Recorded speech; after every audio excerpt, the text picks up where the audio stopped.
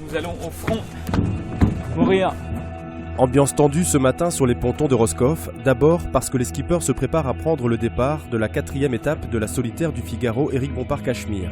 Ensuite, parce que les prévisions météo pour cette dernière manche annoncent des conditions violentes.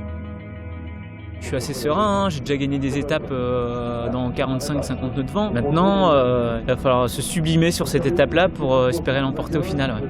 La première nuit va être déterminante, quoi. Tout le monde parle du vent, mais bon, on a quand même déjà un tiers de la course qui va s'effectuer dans des vents assez légers. Et c'est là que ça va se jouer.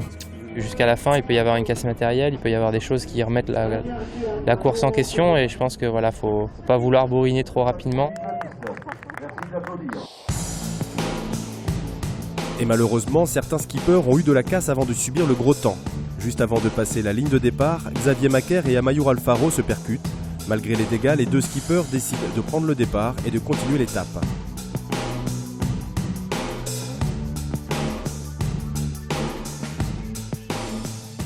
Vincent Biarnès, lui, aura moins de chance. Après 2 heures de navigation, son été casse, le marin rentre au port.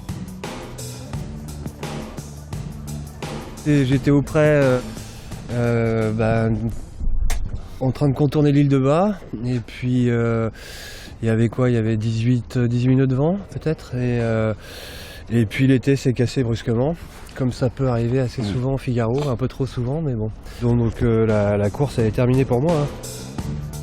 Selon les prévisions météo, les skippers se confronteront dans leurs dernières heures de navigation à des vents entre 40 et 45 nœuds, soit des conditions extrêmes. Ils devront donc choisir entre faire le dos rond ou jouer la performance jusqu'à Dieppe.